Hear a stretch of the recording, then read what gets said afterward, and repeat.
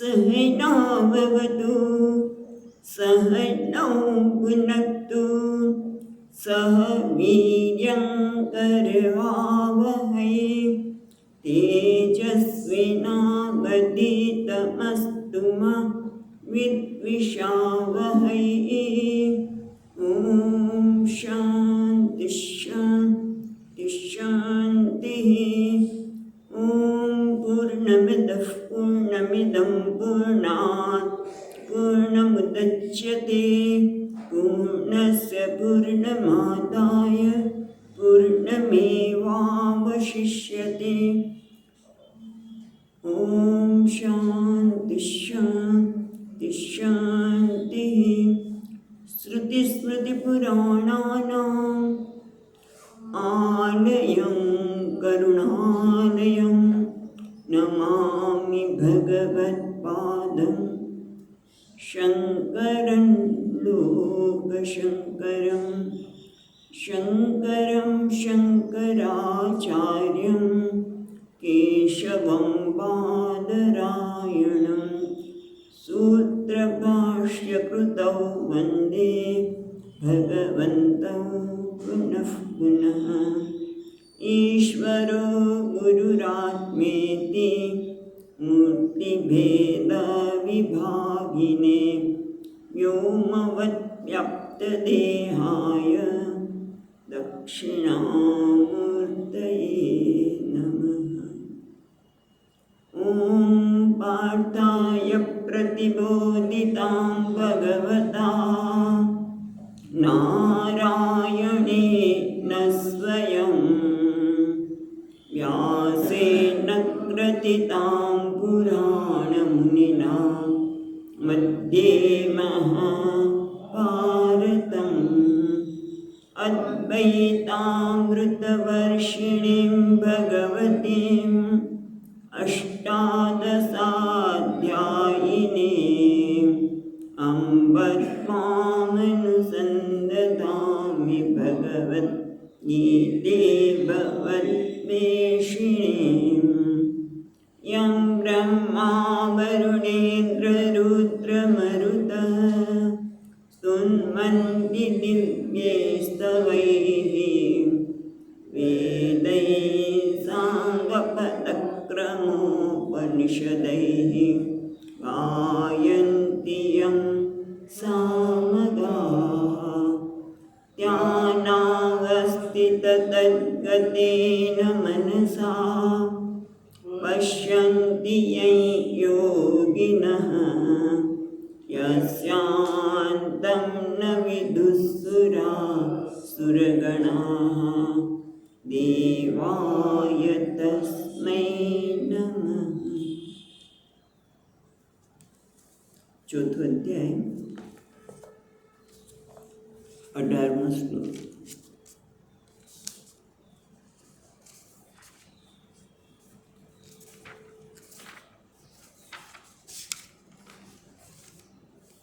कर्मण्यकर्मयोः पश्येत् अकर्मणि च कर्मयः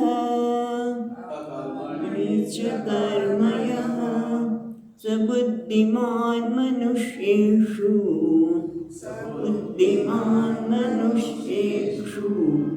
स युक्तः कृष्णकर्मकृत्।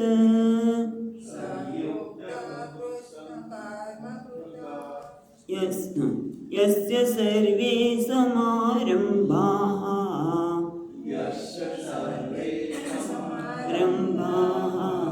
कामसङ्कल्पवर्जिताः नानाग्निदग्धकर्माणं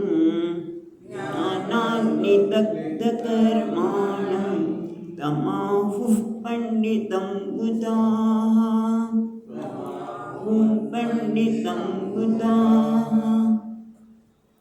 भगवाने 18મા શ્લોકમાં આપણે કર્મ ખરેખર કોને કહેવાય એના વિશે સાચી સમજણ આપી કે આપણે જેને કર્મ કહે છે કર્મણી અકર્મય પશ્ચેત. સામાન્ય રીતે કર્મણી એ કર્મમાં, અને સામાન્ય લોકો શું કે માને છે કે આ શરીરની જે ચેષ્ટા થતી હોય એને કર્મ માનીએ છીએ. અને જ્યારે શરીરની ચેષ્ટા છોડી દઈએ એટલે હું કંઈ કર્મ કરતો નથી, અકર્મ એવું માનીએ છીએ. પણ ભગવાન અહીંયા આપણને એમ કહે છે કે તમે જે આ માનો છો કેવું છે, વિરુદ્ધનું છે, એ ખોટું છે. પણ ખરેખર તો જે કર્મ કર્યું છે ત્યારે પણ જે કહે છે કર્મણી, હું કર્મ કરી રહી છું ત્યારે ખરેખર કયો છે અકર્મ. એ કર્મ કરતો જ નથી, હું આત્મા અકર્તા છે, કર્મ કરતો નથી. અને જ્યારે કે કર્મ કરતો નથી ત્યારે ખરેખર કર્મ થઈ રહ્યું છે. એટલે કે કર્મ ક્યાં થયું છે? કઈ વખત બહુ જ વિસ્તારથી વાત કરી કે આવું આપણે વિપરીત દર્શન જીવનમાં પણ કરતા હોઈએ છીએ.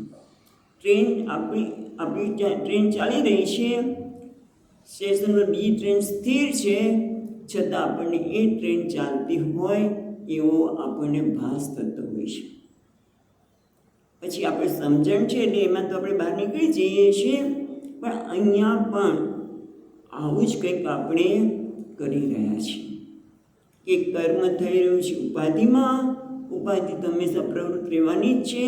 શરીર, મન, બુદ્ધિ, જેમ ભગવાને ત્રીજા અધ્યાયમાં કહ્યું, નહીં કસ્તી ક્ષણમપી જાતું તિષ્ઠ્યત્ય કર્મકૃત.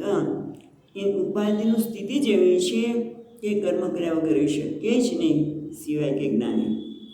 ત્યાં મૂકવું પડે કે જ્ઞાનીને જરૂર નથી. પણ સામાન્ય વ્યક્તિ શરીર દ્વારા પણ કોઈને કોઈ ચેષ્ટા કર્યા કરતું હોય, બેઠા હોય તો પણ ઘણી વખત મને યાદ છે કે બસમાં જઈએ તો ખાડા પડી ગયા હોય, કેમ જરાક તિરાડ પડ્યું તો પછી એમાંથી લોકો અંદરનું જે સ્પંચ હોય ને એ કાઢી નાખે. શું મળવાનું હતું? બસ કારણ કે કંઈક કર્મ થવું જોઈએ ને. એટલે શરીરથી કર્મ થયા જ કરે, મનથી થયા કરે, બુદ્ધિથી પણ પ્રવૃત્તિ જે છે ઉપાધિના સ્તરે છે, પણ આત્મા કરતો નથી. જે આવું સમજે છે એ જ ખરેખર બુદ્ધિમાન છે. મનુષ્યમાં જો બુદ્ધિમાન કહેવાય આપણે, બુદ્ધિશાળી. બધાને બુદ્ધિશાળી થવું ગમે છે, કોઈને બુદ્ધું ન ગમે. કોઈ તો બુદ્ધું છે એવું કહે તો ન ગમે. બધાને બુદ્ધિશાળી થવું ગમે છે. એમ કહું ને, નાના છોકરાને ન ગમે.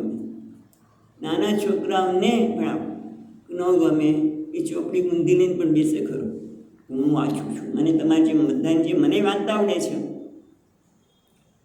પણ અહીંયા બુદ્ધિશાળી કોણ છે? કે જેને આ પ્રકારનું જ્ઞાન છે, અને એ જ યોગી છે, અને એ જ કૃષ્ણ કર્મકૃત. એને બધા જ કર્મ કરી દીધા છે. એટલે કે હવે એને કર્મ કરવાની આવશ્યકતા નથી. સામાન્ય રીતે આપણે કર્મ શેના માટે કરીએ છીએ? અનર્થની મુક્તિ માટે. કંઈક અનર્થ છે માટે એ અનર્થને દૂર કરવા માટે કર્મ થતા હોય. પણ એ જાણે છે કે આત્મા તો નિત્ય મુક્ત છે, અનર્થથી મુક્ત છે. અનર્થ આત્મામાં કંઈ છે જ નહીં. અને એટલા માટે એને કોઈ કર્મ કરવાની આવશ્યકતા નથી રહી. એટલા માટે કહે છે એ જ યોગી છે, અને એણે જ બધા કર્મ કરી દીધા છે. કંઈક વખતે બીજો અર્થ પણ જોયો હતો. હવે પાછા 19મા શ્લોકમાં ભગવાન આ જ્ઞાની તો વાત કરે કે કર્મમાં અકર્મના અને અકર્મમાં કર્મના દર્શન કરવા, એ જ જ્ઞાની છે. જ્ઞાની નિત્ય મુક્ત છે, પણ એનું આ જ્ઞાન જે છે એનો લાભ શું મળે? મને આ જ્ઞાન થઈ ગયું તો મને શું લાભ? તો કે આ જ્ઞાની કેવી પ્રકારનું વર્તન કરે છે, તું પણ વર્તન કરી શકે. એટલે આપણને અહીંયા હવે જ્ઞાનીની વાત કરે છે, જે મોક્ષ માટે અનુસરવા જેવી છે, પ્રમાણે કરવા જેવું છે. તો અહીંયા શું કહે છે? યસ્ય સર્વે સમારંભાઃ કામ સંકલ્પ વર્જિતાઃ. આપણે ત્યારે બહુ વિસ્તારથી જોયું હતું કે બધા સમારંભ એટલે કર્મ, બધા જ કર્મો એના કામ અને સંકલ્પથી રહિત છે. કેમ? કારણ કે જ્ઞાનાગ્નિમાં એ બધા જ કામ અને સંકલ્પ બળી ગયા છે. આમ તો જ્ઞાનાગ્નિમાં બધા કર્મ જ બળી ગયા છે. એટલે કર્મ પાછળનો હેતુ છે કામ અને સંકલ્પ. કારણ કે પોતાના વિશેનું જે માન્યતા છે કે હું સુખી છું, હું દુઃખી છું, અને એના જ કારણે કામના ઈચ્છા ઊભી થાય અને એ વસ્તુની પ્રાપ્તિ માટે સંકલ્પ થાય. હું દુઃખી છું, મારે દુઃખ દૂર કરવું જોઈએ. શેના માટે દુઃખી છું? મારે કોઈ પૈસા નથી, મારે પૈસાની પ્રાપ્તિ માટે કર્મ કરવું, સંકલ્પ થયો. અથવા તો કંઈ આ વખતે સોમવતી અમાસ પણ છે, શનિદેવની જયંતિ પણ છે, તો આપણે કોઈ પુણ્યનું અર્જન કરી દઈએ. એટલે મારે પુણ્યનું અર્જન કરવું છે કામના થઈ. કેમ? કારણ કે મારે પુણ્યની આવશ્યકતા છે, માટે સંકલ્પ થયો અને ઈચ્છા હતી અને પછી સંકલ્પ થાય છે.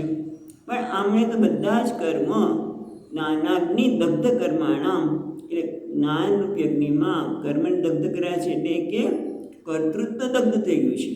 એ જાણે છે કે હું કર્મ કરતો નથી, અને એટલા માટે અહીંયા કહે છે મુધા એવ ચેષ્ટા અનુષ્ઠ્યતે કામ અને સંકલ્પ રહી હોવા છતાં પણ કંઈક કરતો લાગે છે, તો કે હા, એ તો કેવું છે, મુધા, એની ચેષ્ટા માત્ર છે. જેમ આપણે ગઈ વખતે વાત કરી હતી કે આ માણસ છે, આ ગાય છે, હા, ગાય છે એટલે કે જ્યારે ગાય દૂધ આપતી નથી તેને ગાય કહેવાય. કેમ? બરાબર. આ માણસ જેવું વર્તન જ કરતો નથી એને માણસ કહેવાય. આ લાડુ છે, આપણે એ પણ વાત કરી હતી, રાઈટ? આ લાડુ છે, એમ લાડુ જેવું દેખાતું જ નથી, કડક કડક હોય, આમ તોડવો પણ મુશ્કેલી પડતો હોય. એવી રીતે આના જ્ઞાનીને પણ એમાં જ કહે છે મુધા ચેષ્ટા, એમાં ખાલી ચેષ્ટા કરતો હોય છે. અને એટલા માટે જેને આ જ્ઞાન છે એવા લોકોએ આને પંડિત કહ્યું છે. જ્ઞાનાગ્નિમાં શુભ અને અશુભ બધા જ કર્મો એમાં પડી ગયા છે, કારણ કે હવે કર્મનો કરતા જ રહ્યો નથી. એના માટે પછી આગળ વાત આવશે જ, ત્યારે આપણે જોઈશું કે જેમ કર્મનો એક કરતા રહ્યો નથી, માટે કર્મ બધા જ શુભ અને અશુભ કર્મો દૂર થઈ જાય છે. જેમ કે ચાલો દ્રષ્ટાંત આપવું જ છે, પણ પેલું દ્રષ્ટાંત પછી આપીશું. પણ જેમ કે ઘણા લોકો સ્વિસ બેંકમાં પહેલાં અત્યારે ખબર નથી મૂકે છે કે નહીં, પણ લોકો પોતાના પૈસા ત્યાં મૂકે. પછી છોકરાઓને કીધું ન હોય કે મેં એટલા પૈસા મૂક્યા છે, અને અચાનક શરીર શાંત થઈ ગયું, હાર્ટ એટેક આવ્યો, એ પૈસા ક્યાં ગયા? કારણ કે કરતા જ નથી, તો પૈસા કોઈના ભાગે રહ્યા, એ બધું પડી ગયું. એવી રીતે અહીંયા પણ નાનાનીમાં એને બધા જ કર્મોને બાળી નાખ્યા છે. હવે આગળ કહે છે यह दुख अकर्मादिदर्शी स કર્માદિદર્શનાદેવ, એટલે કહે છે જે આ પ્રકારની જ્ઞાન છે, જે અકર્મમાં કર્મના દર્શન કરે છે, કર્મમાં અકર્મના દર્શન કરે છે. એટલું તો યાદ રહી જવું જોઈએ. ખ્યાલ આવે છે? કર્મમાં અકર્મના, અકર્મમાં કર્મના દર્શન કરે છે. હા, એ આત્મદર્શી છે. કેવો છે? નિષ્કર્મા. એટલે ખરેખર એને ખબર પડી ગઈ કે આત્મા કેવો છે? નિષ્કર્મા, કોઈ કર્મ કરતો નથી. એ કેવો છે? સંન્યાસી.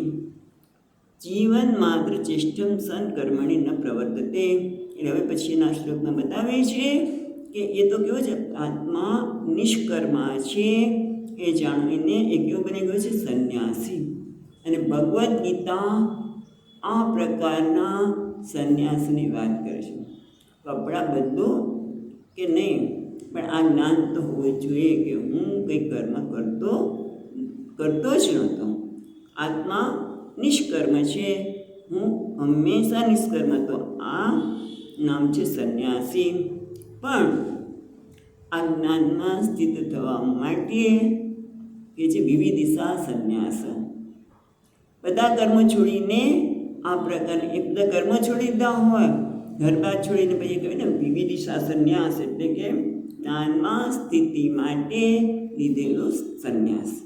એને ખબર પડી ગઈ છે કે હું નિષ્કર્મા છું, પણ એ સ્થિતિમાં સ્થિત થવા માટે એને બધું છોડી દીધું. જો ઘરમાં રહી બધું તો પછી તમારે કર્મ કરવા પડે, તો એમાં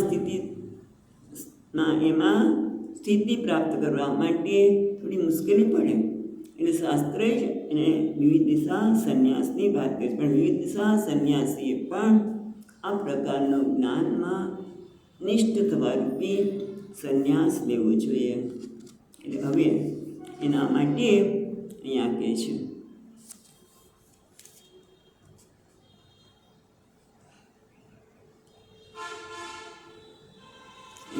જ્ઞાન પ્રારબ્ધ કર્મની યદ્યપિ પ્રાગ વિવેકતઃ પ્રવૃત્તો, પહેલાં અજ્ઞાન નહોતું ત્યારે ભલે કદાચ કર્મ કરતો હતો, હા, પણ હવે જ્યારે જ્ઞાન થયું કે હું નિષ્કર્મા છું, એટલે હવે કંઈ કર્મમાં કોઈ પ્રયોજન તો રહ્યું નહીં. માણસ કર્મ ક્યારે કરે કે એમાં કોઈ પ્રયોજન હોય કે ભાઈ આ કરવાથી હું સુખી થઈ જઈશ, આ કરવાથી મને આમ મળશે, બીજું મળશે, કોઈને કોઈ પ્રયોજન હોય તો માણસ કર્મ કરે. પણ જ્યારે એને પ્રયોજન જ નથી રહ્યું તો પછી તમે પ્રયોજન ન રહ્યું તો પછી શું થાય? સસાધન કર્મ સાધન સહિત ત્યાગ કરે છે, જેને કહીને વિવિધ દિશા સંન્યાસી પણ કહેવાય. સમજણ પડી ગઈ છે ત્યારે અને જેને જ્ઞાન થયું છે એ બંને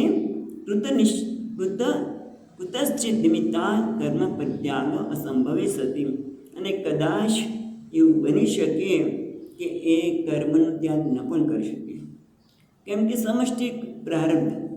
જ્યારે જ્ઞાન થઈ ગયું છે પછી એ કર્મ છોડી પણ દે અથવા તો કર્મ ન પણ છોડી દે, કારણ કે સમષ્ટિ, એની ચર્ચા આવે જ છે અહીંયા પછી કે સમષ્ટિ પ્રારબ્ધ હોય. જેમ કે વિવેકાનંદજી, શંકરાચાર્ય મહારાજ કેટલી નાની વય, બંને નાની વયમાં જ ગયા છે, પણ એમાં કેટલો બધી પ્રવૃત્તિ કરી જ્ઞાનમાં નિષ્ઠતા છતાં પણ.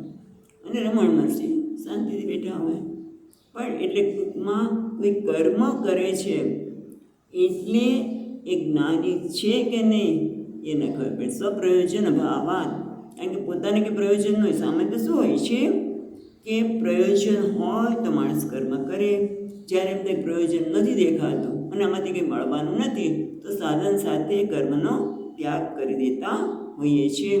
પણ આ જ્ઞાની એ પોતાનું પ્રયોજન નથી છતાં પણ લોકસંગ્રહાર્થમ પૂર્વવત કર્મની પ્રવૃત્તોપી, પૂર્વવત પેલાની જેમ જ એ કર્મ કર્યો છે ત્યારે પણ ભગવાન કહે છે નૈવ કિંચિત કરોતિ સહ, છતાં પણ એ કોઈ કર્મ કરતો નથી. કેમ?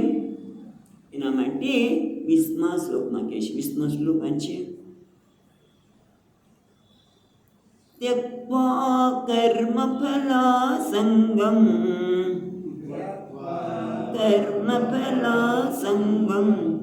नित्यतृप्तो निराश्रयः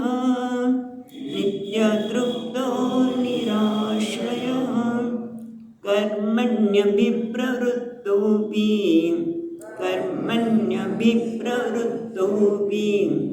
नैव किञ्चित् करोति सः, नैव किञ्चित् करोति सः. નિત્યત્વા કર્મફલાસંગમ, પહેલે શું? નૈવ કિંચિત કરોતિ સહ, એટલે તે કંઈ જ કર્મ કરતો નથી. કેમ? જ્ઞાન છે કે હું નિષ્ક્રિય આત્મા છું, અને એના કારણે એનું જીવન કેવું છે તો કે ત્યક્ત્વા કર્મફલાસંગમ, એને કર્મ ફલનો જે આસંગ છે, આસક્તિ છે, એનો ત્યાગ કર્યો છે. કારણ કે કાં તો આસક્તિ ક્યાં હોય?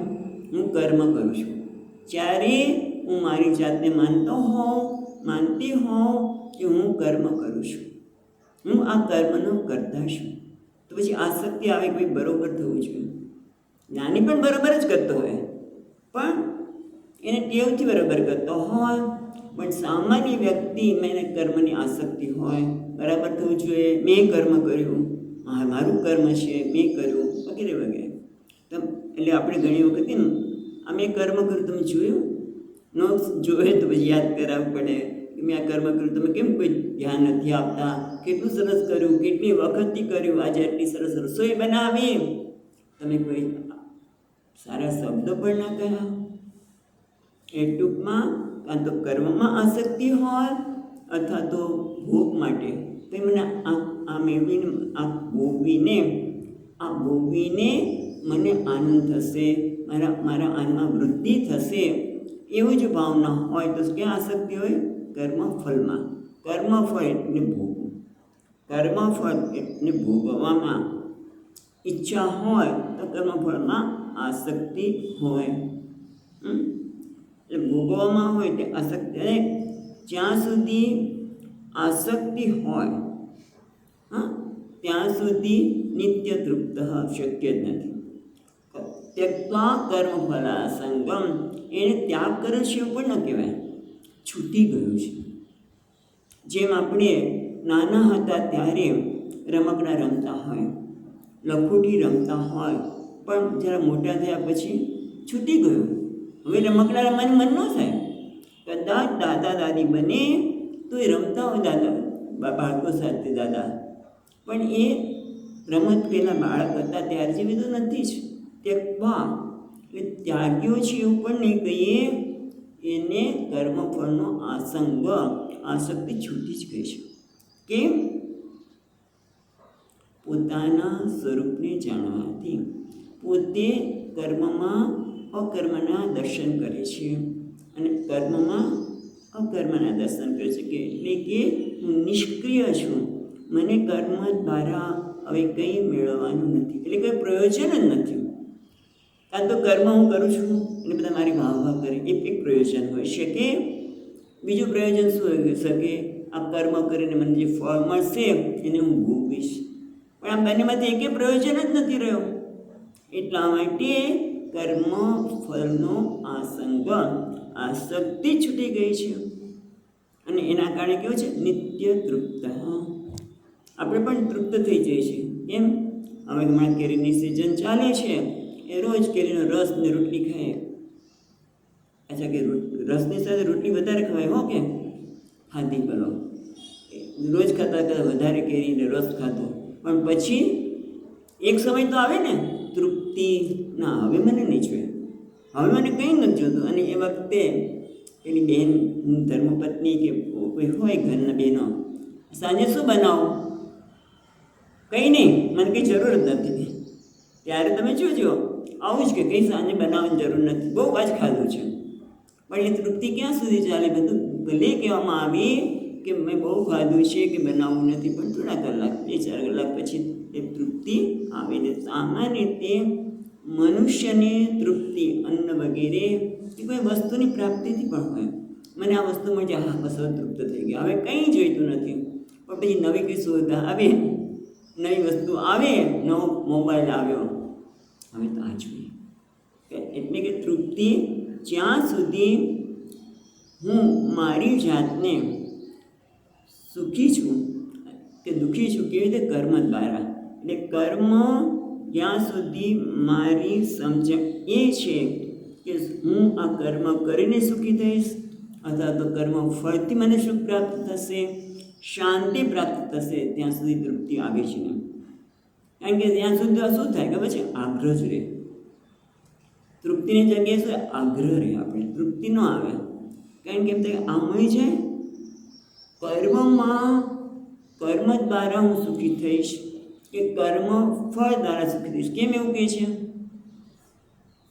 કારણ કે પોતાના વિશે એક નિર્ણય છે કે હું દુઃખી છું, હું સુખની ઈચ્છાવાળો છું, મને સુખની જરૂર છે, મને શાંતિની જરૂર છે, મને પ્રેમની જરૂર છે.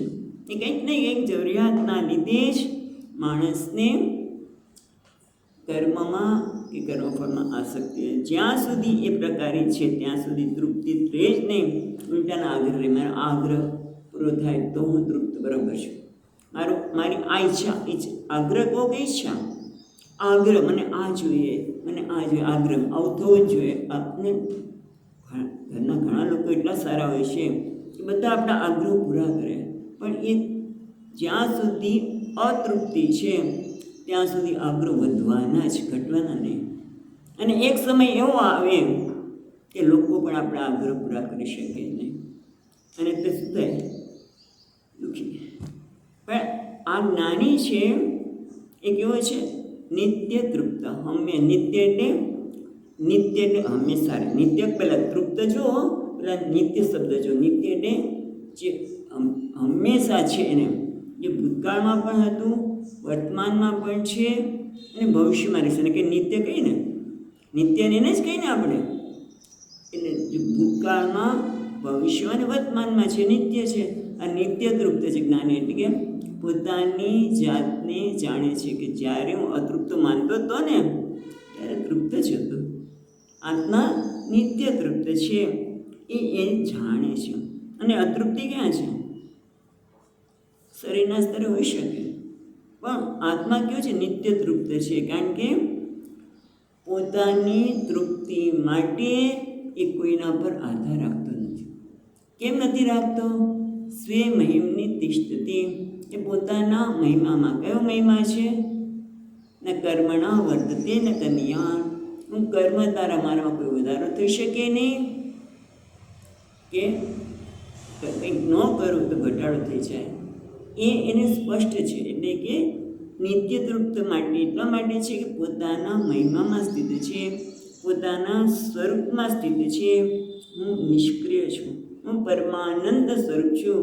એમાં સ્થિત હોવાથી, આનંદમાં સ્થિત હોય પછી જગતના પદાર્થોમાંથી આનંદ મેળવવાની આવશ્યકતા નથી. અત્યારે તો મને એમ થાય કે રસપુરી મળે તો આનંદ થઈ ગયો. એવું જોઈએ રસપુરી ઢોકળા, પછી ઢોકળા આ સાથે આવે, એ બધું હોય તો આનંદ છે. કેમ? કારણ કે મારો આનંદ એ એમાં છે. શરીરને સિઝન પ્રમાણે આપણે ફળ કે બધું આપીએ એક વસ્તુ છે, પણ એ તો તૃપ્તિ ત્યાં છે. અને એટલે જો બરોબર ન હોય તો જ આપણને કે આમ કેમ આજે રસ આવો કેમ બનાવ્યો? કે તમે નીચ કેરી લાવ્યા છો, શું થાય? કેરી જેવી આવી છે તો શું થાય? પણ કેમ આ બધું ફરિયાદ જમે છે? કારણ કે આપણી સમજણ છે કે આ રસ અને રોટલી કે ઢોકળા એ બધું મને તૃપ્તિ આપનાર છે. પણ આમની તૃપ્તિ એ કોઈ અન્ન વગેરે પદાર્થો પર પણ નથી, કે જગતના પદાર્થો પર પણ નથી. એ તો આનંદ સ્વરૂપ છે, એમાં સ્થિત હોવાથી નિત્ય તૃપ્ત છે. એટલે હંમેશા તૃપ્ત છે, ભવિષ્યમાં પણ તૃપ્ત છે. પછી બીજો શબ્દ શું છે? નિરાશ્રય. એ કેવો છે? નિરાશ્રય, ને આશ્રય રહિત. અરે રે, ઘણી વખત આપણે આશ્રય રહિત, એને કોઈ આશ્રય જ નથી. ક્યાં રહેતું હશે? શું થતું હશે? સામાન્ય રીતે જ્યારે આપણે નિરાશ્રય, આશ્રય રહિત, આશ્રય એટલે ખરેખર તો એને આશ્રય નથી એવું નથી, પણ આશ્રય નામ યદ આશ્રિતમ પુરુષાર્થમ સિસાદ્યતે. એટલે આશ્રય કોને પેલા કહેવાય?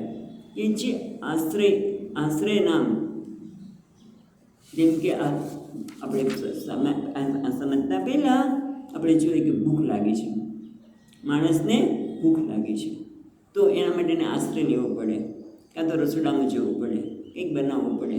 નહીં તો આજકાલના છોકરાઓ તો બહુ ચાલાકને ટેલેન્ટ છે ને, શું પાર્સલ, મને કે સોની પાર્સલ આવી ગયું, પાર્સલ એને જતા રહ્યા. આજકાલ ઇઝી તમે કોને કે છે પાર્સલ સર્વિસ, તમને તરત જ બધી વસ્તુ ગરમ ગરમ આપી દે. પાર્સલ મંગાવવું પડે, પાર્સલને આશ્રય થવું પડે, કાં તો કોઈ રેસ્ટોરન્ટમાં જવું પડે, કોઈ ટિફિનને આશ્રય લેવો પડે. પણ ટૂંકમાં જ્યારે આશ્રય એટલે ખ્યાલ આવ્યો આશ્રય કોને કહેવાય? જ્યારે મારી કોઈ જરૂરિયાત હોય, બરાબર, ચા પીવી છે તો કોનો આશ્રય લેવો પડે? દૂધનો, ખાંડનો, ચાનો, ત્યારે આશ્રય થયો ને. એ ટૂંકમાં કોઈ આપણે આશ્રય નામ, જે આશ્રય કોને કહેવાય? કે જે મને કોઈ વસ્તુમાં પ્રવૃત્ત કરે. પુરુષાર્થ સિસાદ્યતે, દૃષ્ટ અદૃષ્ટ ફલ સાધન આશ્રિત રહિત. પણ આને તો દૃષ્ટિ જગતના દેખાતા પદાર્થો, કે ભાઈ મને આમ આની જરૂર છે, ભૂખ લાગી છે તો બરાબર છે, મળી જશે. કારણ કે શરીરનો ધર્મ છે, પ્રાણનો ધર્મ છે. ભૂખ અને તરસ તો પ્રાણનો ધર્મ છે. અને તમે કહું ખરેખર તો આપણે જોજો, આપણે આ જોવા જેવું એ છે કે દરરોજ જો પછી 1 વાગે જમતા હોય ને તો આપણને 1 વાગે ભૂખ જ લાગી જાય. અને એમ થાય કે આપણે કોઈનો અન્નનો આશ્રય લેવો પડે. એ પણ સત્ય હોતું નથી, પણ આવું આપણે માનતા હોઈએ છીએ અને એના માટે કોઈ આશ્રય લેવો પડે. પણ આ વ્યક્તિ કેવી છે? દૃષ્ટ અદૃષ્ટ ફલ સાધન આશ્રય રહિત. નિરાશ્રય એટલે શું? કે દૃષ્ટ અને અદૃષ્ટ જે દેખાય છે તે જગતના પદાર્થો એના માટે પણ એને આશ્રય લેવો પડતો નથી. અને જે આશ્રય છે ત્યાં શું છે? પરતંત્રતા છે. કારણ કે એ વસ્તુ ન મળે તો આપણે દુઃખી થઈ જઈએ ને કે મને આ વસ્તુ પ્રાપ્ત ન થઈ. પણ આને તો દૃષ્ટ જગતના પદાર્થો માટેની પણ નહીં, અદૃષ્ટ સ્વર્ગમાં જવું છે, પુણ્ય પ્રાપ્ત કરીને હું સ્વર્ગમાં જઈશ અથવા તો કોઈ બીજા લોકમાં જઈશ. ઘણા બધા લોકો છે, લોક છે એમાં જઈશ, એવું કોઈ એની ઈચ્છા જ નથી. કારણ કે એને દૃષ્ટ અદૃષ્ટ ફલ સાધન આશ્રિત. દૃષ્ટ અને દૃષ્ટ ફળના સાધનનો પણ એને આશ્રય લેવાની જરૂર પડતી નથી. કારણ કે કેવો છે? નિત્ય તૃપ્ત. હા, આશ્રય ક્યારે લેવો પડે? કે જ્યારે અતૃપ્તિ હોય ત્યારે. ભાઈ ભૂખ લાગી માટે આશ્રય લીધો, આનો ભોજનનો, આનો લીધો, અથવા તો કંઈ ગમતું નથી એટલે માટે મિત્રોનો આશ્રય લીધો, ટીવીનો આશ્રય લીધો છે ને. કંઈક ને કંઈક આશ્રય આપણે લેવો જ પડે. પણ આ તો નિત્ય તૃપ્ત છે, એનો આનંદ કોઈ ટીવી કે કશા ઉપર નથી, મિત્રો ઉપર નથી. એ તો તમે જો લોકો અત્યારે બહુ ખરાબ સ્થિતિ છે. જો આ જ્ઞાન હોય ને તો વૃદ્ધાવસ્થામાં કોઈને કશું મુશ્કેલી ન પડે. કારણ કે મોટે ભાગે તમે જોજો, આપણે પેપરમાં જોઈએ છીએ ને બીજી પણ વાર્તા, કે વૃદ્ધોને એકલા પણ લાગે છે. કોઈ મારી સાથે વાત જ નથી કરતું, હું શું કરું? નિરાશ થઈ જાય છે. પણ આ જ્ઞાન હોય તો, અથવા તો જ્ઞાન માટે રસ હોય તો પણ તો વાંધો જ ન આવે.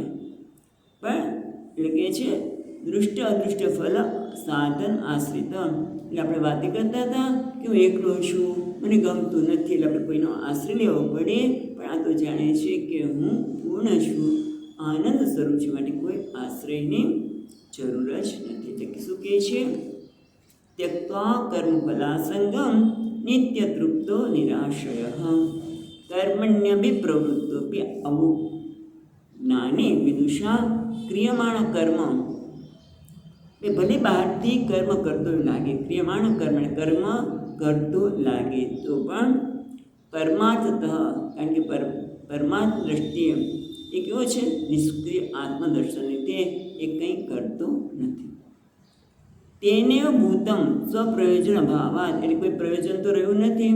એટલે કાં તો સાધન સાથે કર્મનો પરિત્યાગ પણ કરે અથવા તો ન પણ કરે. કોઈ ઈશ્વરની ઈચ્છાથી એ પ્રવૃત્ત પણ હોય, કારણ કે પહેલાં કર્મ કરતો હોય અને તમે બહુ પ્રવૃત્ત હોય અને અચાનક કર્મ છોડી દો જ્ઞાન પછી, કારણ કે કોઈ પ્રયોજન નથી, તો શું થાય?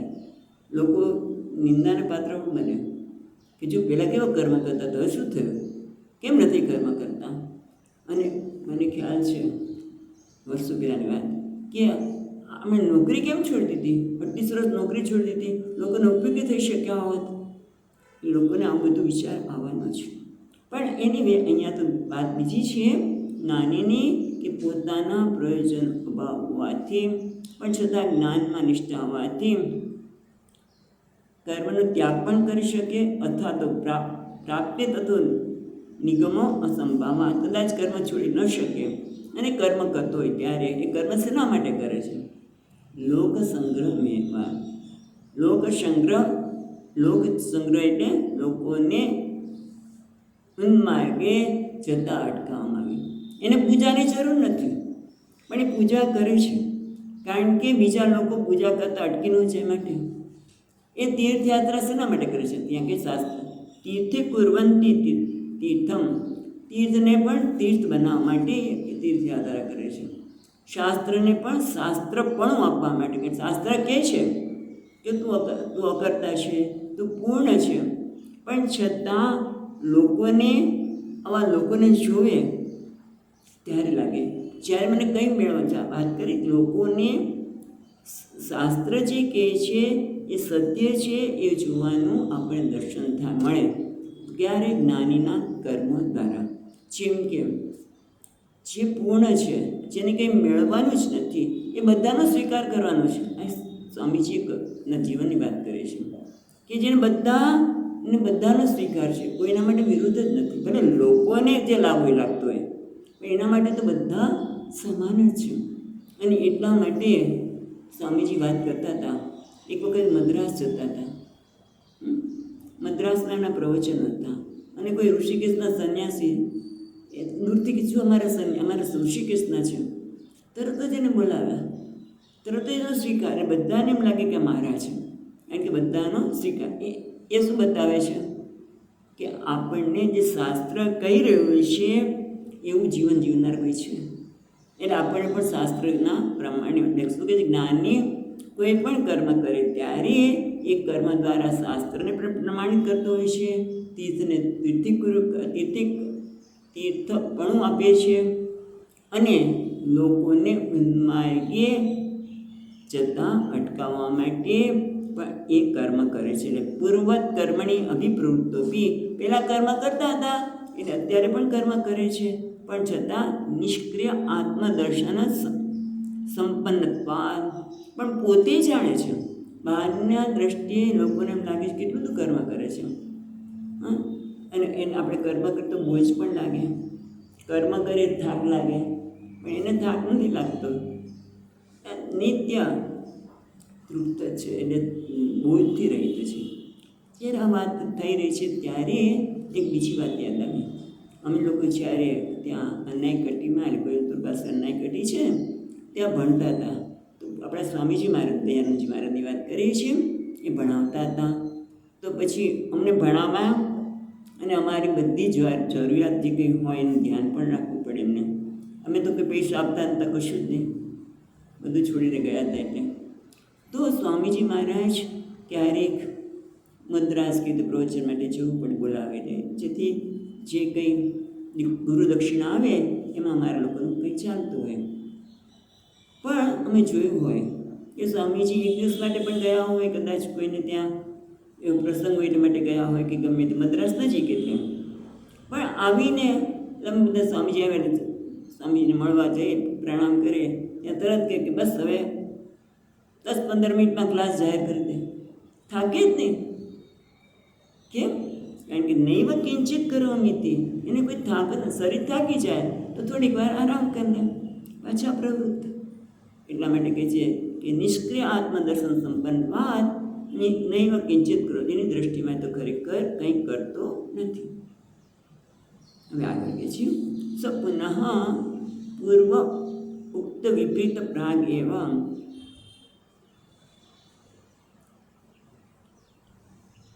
એટલે હવે કહે છે કે આગળ જે વાત કરવામાં આવી કે જે વિપરીત પહેલાં એ ખોટું દર્શન કરતો હતો કર્મમાં, કર્મ થઈ રહ્યું છે ત્યારે હું કર્મ કરી રહ્યો છું એવું લાગે છે, ખરેખર અકર્મ છે ત્યાંને કર્મ લાગે છે, અને જ્યાં કર્મ નથી ત્યાં હું કર્મ કરું છું. આ જે ખોટી દ્રષ્ટિ હતી, પણ હવે ત્યારે જ્ઞાન થયું કે હું નિષ્ક્રિય છું એવું આત્મદર્શન થયું, ત્યારે એ કેવો હોય છે? નિરાશિર, એટલે કે કોઈ પ્રકારની તૃષ્ણા નથી. કેમાં તૃષ્ણા નથી? આશી એટલે તૃષ્ણા, પણ એ કેવો છે? કોઈ પ્રકારની તૃષ્ણા, દૃષ્ટ અને અદૃષ્ટ વસ્તુ માટે એ નિરાશી છે. એ જ ખરા આત્મા સંન્યાસી છે. એ બધી વાત કરતાં આપણે 21મા શ્લોકમાં કહે છે નિરાશિર્યત ચિત્તાત્મા त्यक्त सर्व परिग्रह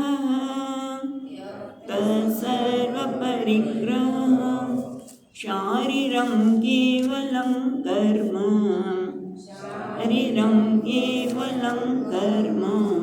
कुर्वन्नाप्नोति किल्बिषम्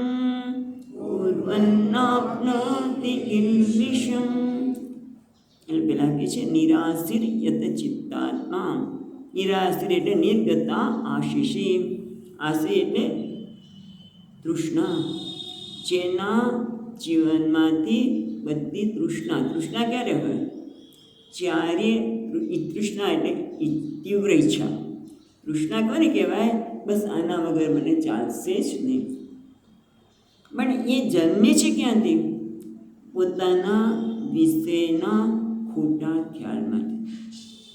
પોતાના વિશેનો ખોટો ખ્યાલ છે કે હું દુઃખી છું, હું સુખી થવા માગું છું, અને એટલા માટે આશી તૃષ્ણા જન્માની, આશા જન્માની. ચાલો, આશુનો અર્થ આમ તો પણ આશા જન્માની કે હું આ કર્મ કરીને સુખી થઈશ. પણ એનામાં તો નિરાશી, બધી આશા તૃષ્ણા છે એ જતી રહી છે.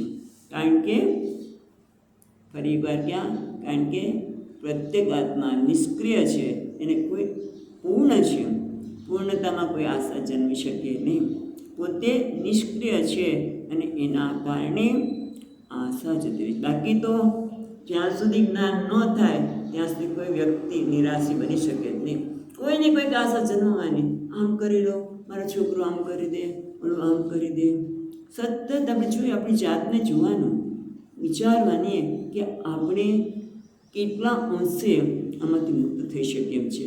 ન થયા તો પ્રયત્ન તો કરી શકીએ. અને એટલા માટે જ આ વાત થાય છે કે નિરાશી, જેનામાંથી આશાઓ દૂર થઈ ગઈ છે, એના માટે સહજ છે આપણે વિચારીને કહીએ છીએ કે કેમ આવા આગ્રહ જન્મે છે, કેમ આવી તૃષ્ણા, આમ થવું જ જોઈએ, આમ ન થવું જોઈએ. એ બધા આગ્રહો ક્યાંથી જન્મે છે? આપણા વિશેના ખોટા ખ્યાલમાંથી. અને એને જ આપણે કહીએ આશી એટલે આગ્રહો, આશી એટલે તૃષ્ણા, આશી તો એમાંથી કેવો છે? મુક્ત થઈ ગયો છે. ભાઈ આમ થવું જ જોઈએ, આમ ન થવું જોઈએ, કોઈ આગ્રહ રહ્યા જ નથી. કારણ કે પોતે કેવો છે? પૂર્ણ છે, આનંદ સ્વરૂપ છે. અને એટલા માટે એને કોઈ આગ્રહ રહ્યા નથી. નિરાશી, આશી તૃષ્ણા રહી નથી, આગ્રહો રહ્યા નથી, એનાથી રહિત છે. કેમાં? દૃષ્ટ અદૃષ્ટ પ્રયોજન, કોઈના માટે દેખાય છે તે અને અદૃષ્ટ સ્વર્ગ વગેરે કોઈના માટે એને આશી નથી, તૃષ્ણા નથી. અને એના કારણે કેવો છે? યત ચિત્તાત્મા, જેનું ચિત્ત અને આત્મા લીધું. યત ચિત્તાત્મા, આત્મા એટલે શરીર, આત્મા યત ચિત્તાત્મા, ચિત્ત એટલે મન, આત્મા એટલે શરીર. એનું શરીર છે એ પણ કેવું છે? એ શરીર પર પણ એણે પ્રભુત્વ પ્રાપ્ત કર્યું છે. શરીર ઉપર એણે પ્રભુત્વ પ્રાપ્ત કર્યું છે. એ તો મન ઉપર પણ એણે પ્રભુત્વ પ્રાપ્ત કર્યું છે. સામાન્ય રીતે આ મન તો ખરેખર શાંત જ છે, હા, પણ જ્યાં સુધી આશા છે, જ્યાં સુધી કીધું ને આપણા મનમાં કામના છે કે ભાઈ હું જરૂરિયાતવાળો છું, મને આ જરૂરિયાત છે, અને એટલા માટે મનમાં ઈચ્છા થવાની અને વિષયને ઘસરી જ જવાનું, શાંતિથી બેસવા જ દેશે જ નહીં. જ્યાં સુધી મનમાં જરૂરિયાતવાળો છું, મને આ જરૂરિયાત મારી પૂરી થવી જ જોઈએ એવું આપણો આગ્રહ પણ છે. હું આમ કહું એમ થવું જ જોઈએ, આમ થવું જ જોઈએ. એટલે શું કરે? મન પ્રવૃત્ત થવા, મન શાંતિથી બેસવા દે જ નહીં. કોઈ ન કરે તો આપણે અંદરથી તો ભલે બહાર કદાચ ન બતાવીએ પણ મન વિક્ષિપ્ત થઈ છે. એટલે કહું કે મેં કોઈ કીધું તમારા ભાઈ તો ક્યારેક ગુસ્સો જ કરે નહીં, ગુસ્સો ન કરે, હા, પણ આ નામ નથી દેતા, પણ એ વ્યક્તિ જ્યારે જરાક મોડું થાય, જરાક બરાબર કામ ન થાય તો તમને દેખાય મોં ઉપર કેટલો અકળાઈ જતો હોય માણસ.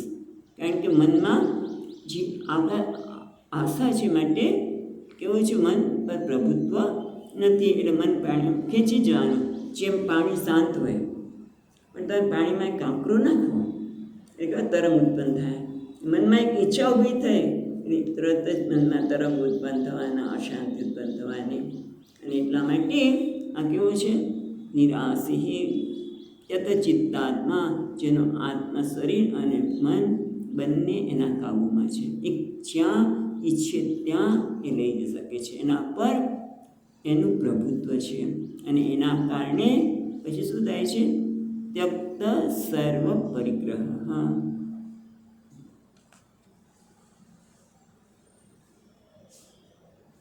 ત્યક્ત સર્વ પરિગ્રહ એનો જેના દ્વારા બધા જ પરિગ્રહ એટલે કે સંગ્રહ.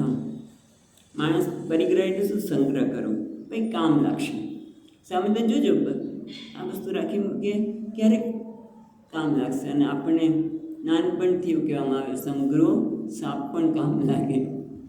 અને એટલે સ્વામીજી ઘણી વખત બતા કે જો આ સ્વામીજી હતા એને બીજું કંઈ નહીં, સંન્યાસી છે, પણ એમ કે ત્યાં ઋષિકેશની વાત કરીએ છીએ તો પણ બધા પેલા લોકો આપી છે ને મહાત્માઓને કંઈક મીઠાઈ આપી છે, એ બધા ડબલા ડોલી પડી હોય એ રાખી મૂકતા. કેમ? બીજા ગૃહસ્થો આવે અને એને કોઈ કે સ્વામી, કારણ કે એ લોકો બહારગામથી આવ્યા હોય અને પછી કંઈ જરૂર હોય, સ્વામીજી તમારી પાસે આ છે તો કામ લાગશે આપે. એ શું થાય છે, ઘણી વખત બીજાને ઉપયોગી થવાની ઈચ્છાથી પણ પરિગ્રહ થતો હોય, અથવા તો મને કામ લાગશે એવી સ્થિતિને માટે એક વ્યક્તિ કરતો હોય. પણ આ કેવો છે? ત્યક્ત સર્વ પરિગ્રહ, એને બધા જ પરિગ્રહનો ત્યાગ કરે છે. સિવાય કેમ? અહીંયા કહે છે કે શરીરને ટકાવવા માટે કદાચ કમંડલું જોઈએ, ભિક્ષા માટે કમંડલું જોઈએ, કૌપિન વસ્ત્ર વગેરે જોઈએ, એટલે એટલું બધું રાખે છે, પણ એમાં પરિગ્રહનો અભાવ છે. આ મારું છે, હા, મારે અહીંથી કોઈ જવું ન જોઈએ એવો એને આગ્રહ નથી. ત્યક્ત શરીર એટલે ટૂંકમાં જે આવશ્યક નથી એ વસ્તુને ભેગી કરતો નથી. એના માટે આવશ્યક બહુ જ વસ્તુ રહી જ નથી. કેમ નથી રહી? કારણ કે જરૂરિયાત રહી નથી. જરૂરિયાત કેમ નથી રહી? કારણ કે પૂર્ણ આત્મામાં સ્થિત છે. અને એટલા માટે એને શું છે? ત્યક્ત સર્વ પરિગ્રહ. એ પરિગ્રહ સહજતાથી છૂટી ગયો છે. ઘણી વખત તમે જુઓ, માં પરીક્ષા આવે અને માં કે ચાલો રમવાનું નથી, અને મિત્રો બધા રમતા હોય કારણ કે વાંચી લીધું હોય, અને ઘરમાં લાવે અને કદાચ લખોટી રમતા હોય તો વાંચતા પણ હાથ આમ થતા હોય. મને અંદર બેસાડો, માને તો પછી કામ હોય, પણ અંદરથી જે ઈચ્છા છે એ વસ્તુ જતી જ નથી. એટલે ઘણી વખત આપણે કંઈ કે ગમે તેવું કહીએ પણ એના વિચાર આવ્યા જ કરે. પેલું બાળક વાંચવા બેસાડ્યો હોય તો મને ઘણી વખત વિદ્યાર્થીઓ પણ કહેતા હોય કે મમ્મી કે તું વાંચવા બેસ, પણ મને તો ક્રિકેટ જ દેખાતું હોય, બેઠો હોય ચોપડી લઈને પણ ક્રિકેટ દેખાતું હોય. કારણ કે એ વસ્તુ અંદર રહેલી છે, માટે એ મનમાંથી જતી નથી. અને પછી એટલે એનું નામ જ પરિગ્રહ. અને એટલે આપણે કહીએ કે ઘણી વખત આપણે પરિગ્રહનો અને એમાંથી પણ મુક્ત થવા માટે યથચિત્તાત્મા મનને અને આત્મા ઉપર શરીર પર પ્રભુત્વ પ્રાપ્ત કરવા માટે આપણે સંકલ્પથી પણ એમાંથી આપણે બહાર રહી શકીએ. જેમ કે આજે એકાદશી છે, માટે હું અન્ન નહીં ખાઉં, ભૂખ તો બહુ લાગે પણ અન્ન નથી ખાવાનું, ફળાહાર. પછી આપણે તો ફળાહાર માટે ફળ આહાર ન આપ્યું, બધું બજારમાંથી આવ્યું ને હું નહીં કરું. એટલે એ ઘણી વખત સંકલ્પથી પણ આ ચિત્તાત્મા એ બનવાની જરૂર છે. અને પરિગ્રહ તમે જોજો, આ પરિગ્રહ કરીએ એના માટે કામ લાગશે, પછી એ આપણે બોજરૂપ થઈ જાય છે. પરિગ્રહ પણ બોજરૂપ થઈ જાય છે. આપણે ઘણી વખત બધું કેદારની યાત્રાએ ગયા હોય, ચાલીને જતા હોય, રસ્તામાં આ જરૂર પડશે ને પેલું જરૂર પડશે, એટલે આપણે પાછળ એને શું કહેવાય, બેગ હોય ને પાછળ પુસ્તકો છોકરા રાખે છે, સ્કૂલ બેગ જે બેગ લઈ ગયા હોય, અને પછી એ બધું શું લાગે? બોજ લાગે. જેમ જેમ ચડતા છે એમ આ પરિગ્રહ કેવો લાગે છે? બોજ લાગે છે. જેમ ઘણી વખત પૈસા બધા ખૂબ લીધા હોય લોકો પાસેથી અને ખબર પડે એટલે એ નોટો બાળી નાખે. કેમ? કારણ કે હવે બોજરૂપ લાગે છે. ટૂંકમાં પરિગ્રહ બોજરૂપ લાગે એ સમજાય અને આપણે છોડીએ છીએ. પણ આને તો પરિગ્રહની આવશ્યકતા જ નથી.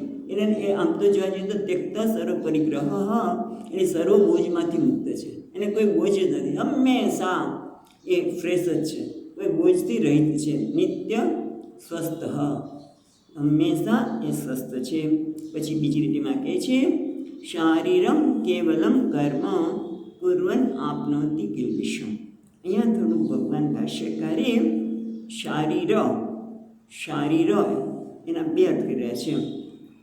એક છે શરીર નિર્વત્ય શારીરમ, અને શરીર વડે થતા કર્મ શારીરમ, અને શરીર માટે ફક્ત શરીરને ટકાવવા માટે થતા કર્મને શારીરમ કહેવાય. ખબર પડી? બે, એક તો શરીર દ્વારા થતા કર્મ એને શારીરમ કહેવાય, અને બીજું શારીરમ એટલે શરીરને ટકાવવા માટે થતા કર્મ. તો એ ભગવાન ભાષ્યકાર થોડી ચર્ચા કરી છે, સરસ છે કે જો તમે શરીર દ્વારા થતા કર્મો કહો તો શું છે? મન અને બુદ્ધિ પણ આવી છે, અને શરીર દ્વારા થતા કોઈ પણ કર્મ હોય તો એક નિત્ય નૈમિત્તિક ગમે તે કરો તો એનાથી શું થાય, તમને કિલ્બિશ ન મળે એવું નહીં થાય. કારણ કે તમે કોઈક પણ કર્મ કરો, પુણ્ય કર્મ કરો, એ પણ અહીંયા લગે પુણ્ય કર્મ પણ મોક્ષ માટે કિલ્બિશ જ છે. કારણ કે નવો જન્મ આપનાર છે, કંઈક ભોગ આપનાર છે. નવો જન્મ કદાચ છોડો, પણ પુણ્ય કર્મ કરો તરત ભોગ આવવાના, અને ભોગમાં માણસ અટવાઈ જવાનો. એટલે કોઈ પણ કર્મ જો શરીર દ્વારા કરવામાં આવતા હોય તો એને પ્રતિષિદ્ધ કર્મ ન કરવો જોઈએ, નિષિદ્ધ કર્મ ન કરવું જોઈએ. આ નિયત આપણે નિત્ય કર્મ કરો, અને કર્મ કરો એટલે કર્મનું ફળ મળવાનું જ. એટલે શારીરમ ખ્યાલ આવે છે, શારીર અને શરીર દ્વારા થતા કર્મો કરતો એમાં કિલ્બિશ આવે છે, એટલે એ બરોબર નથી.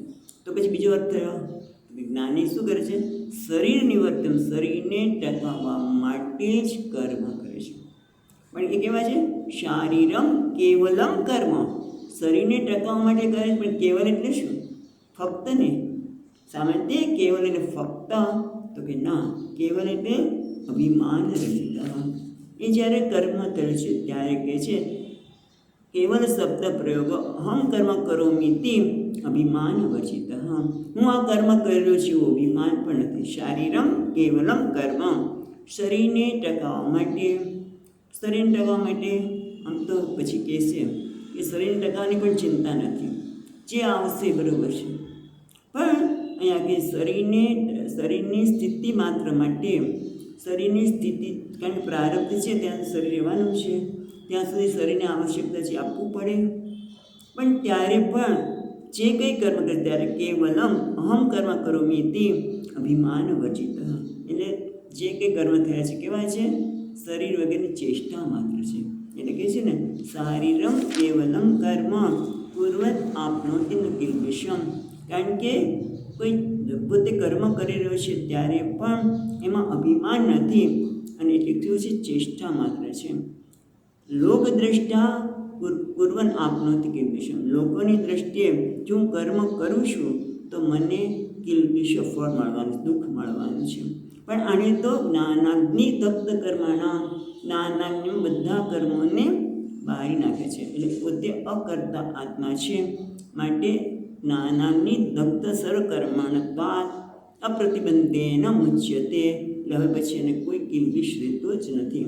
કારણ કે કર્મ કરે, કિલ્બિષ એટલે દુઃખ, કિલ્બિષ એટલે અનર્થ. પણ જે કર્મ કરે તો એને અનર્થ મળે, એને દુઃખ મળે, પણ એ કોઈ કરતો જ નથી. એટલે પૂર્વક જે આગળ કહ્યું એ પ્રમાણે સમ્યક દર્શનનો અનુવાદ છે અહીંયા, કે શારીરમ એટલે શરીર દ્વારા, શરીરને ટકાવવા માટે થતા કર્મો, એ કર્મ કરે છે. પાછા કેવો છે, સત્યક્ત સર્વ પરિગ્રહ, કોઈ પરિગ્રહ રહ્યો નથી. નિર્યુદ્ધમ ભવતી, એટલે ખરેખર એ કોઈ પરિગ્રહ વગર, પહેલાં તો શું નિરાશી, જેનામાં બધી આશા તૃષ્ણા જ્ઞાનના લીધે જતી રહી છે. એના માટે એટલા માટે એનું ચિત્ત અને આત્મા એના કાબૂમાં છે, એના પર એને પ્રભુત્વ છે, અને એના કારણે બધા જ પરિગ્રહો સહજતાથી છૂટી ગયા, ત્યક્તન વડે છૂટી ગયા છે. છતાં આ શરીર પ્રાર્થ વસા છે તો ટકવાનું છે ત્યાં સુધી કરે છે, કર્મ કરતો હોય ત્યારે પણ. અથવા તો શરીર ટકવા માટે નહીં, આપણે આગળ જોયું ને, લોક સંગ્રહ માટે પણ થતા હોય તો પણ એ કરતો હોય ત્યારે પણ એ નથી હું કર્મ કરું છું અભિમાન ન હોવાના લીધે. પૂર્વ આપનોતિ કિલ્બિષમ, પૂર્વ ન આપનોતિ છે, પૂર્વ નાપનોતિ છે ને, પૂર્વ ન આપનોતિ કિલ્બિષ, કે કરતો હોવા છતાં પણ કિલ્બિષ એટલું કાળાશ સમતો. અને કીધું પુણ્ય પણ મુમુક્ષુ માટે કિલ્બિષ જ છે. એટલે પાપ શબ્દ વાચ્ય કિલ્બિષ, સામાન્ય પાપ કહીએ પણ પુણ્ય અને પાપ બધા સંસારમાં લઈ જનારા છે. માટે ચાલો હમણાં કહે છે પૂરું કરો, કહ્યું આ રીતે કિલ્બિષ પ્રાપ્ત કરતો નથી. એટલે ટૂંકમાં આ જ્ઞાની આવશે. ઓકે, હવે પૂરું જ કરીએ છીએ આપણે.